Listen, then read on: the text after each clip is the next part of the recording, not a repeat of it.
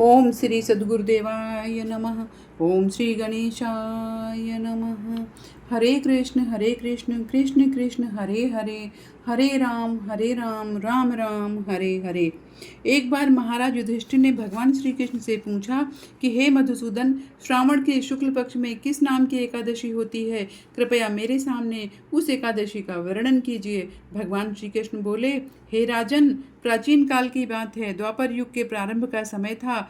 माहिष्मतिपुर में राजा महीजीत अपने राज्य का पालन करते थे, किंतु उन्हें कोई पुत्र नहीं था, इसलिए वह राज्य उन्हें सुखदायक नहीं प्रतीत होता था। अपनी अवस्था देख करके राजा को बड़ी चिंता हुई। उन्होंने प्रजावर्ग में बैठ करके इस प्रकार कहा कि हे प्रजाजनों, इस जन्म में मुझसे कोई पातक हुआ नहीं है। मैंने अपने खजाने में अन्याय से कमाया हुआ धन जमा नहीं किया है। ब्राह्मणों और देवताओं का धन मैंने कभी नहीं लिया है। पुत्रवत प्रजा का पालन किया है। धर्म से पृथ्वी पर अधिकार जमाया है। दुष्टों को चाहे वे बंधु और पुत्र के समान ही क्यों न हो दंड दिया है। शिष्ट पुरुषों का सदा सम्मान किया है और किसी को द्वेष का पात्र नहीं समझा है। फिर क्या कारण है जो मेरे घर में आज तक पुत्र उत्पन्न नहीं हुआ है? आप लोग इसका विचार करें। राजा के ये वचन सुन करके प्रजा और पुरोहितों के साथ ब्राह्मणों ने उनके हित का विचार करके गहन वन में प्रवेश किया। राजा का कल्याण चाहने वाले वे सभी लोग इधर उधर घूमकर ऋषि सेवित आश्रमों की तलाश करने लग गए। इतने में उन्हें मुनि श्रेष्ठ लोमश जी का दर्शन हुए।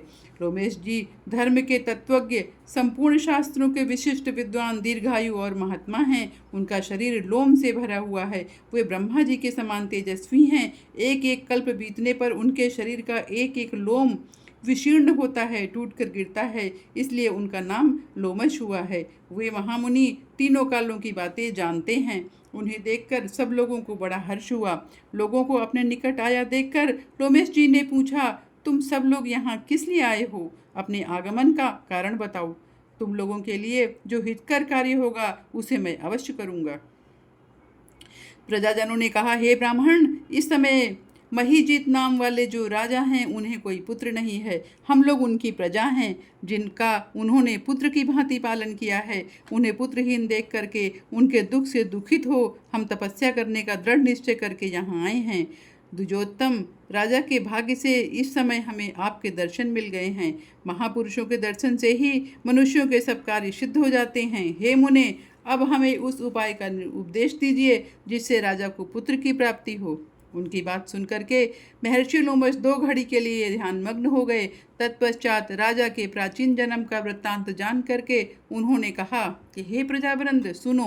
राजा महीजीत पूर्व जन्म में मनुष्यों को चूसने वाला धनहीन वैश्य था। वो वैश्य गांव गांव घूमकर व्यापार किया करता था। एक दिन ज्येष्ठ के शुक्ल पक्ष में दशमी तिथि को जब दोपहर का सूर्य तप रहा था, वो किसी गांव की सीमा में एक जलाशय पर पहुंचा।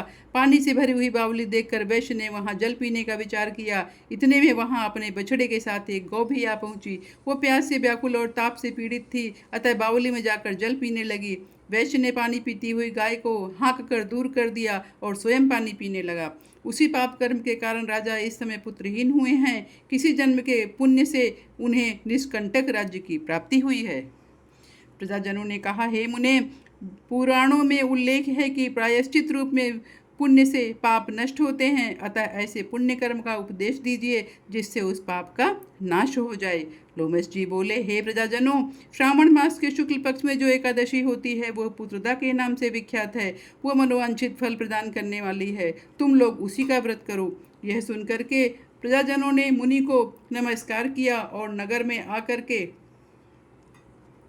विधिपूर्वक पुत्रदा एकादशी के व्रत का अनुष्ठान किया। उन्होंने विधिपूर्वक जागरण भी किया और उसका निर्मल पुण्य राजा को अर्पण कर दिया।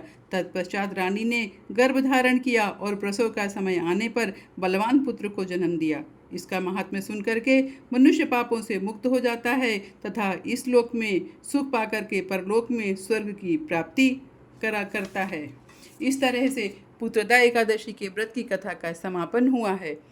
हरे कृष्ण कृष्ण कृष्ण हरे हरे, हरे राम राम राम हरे हरे। धन्यवाद।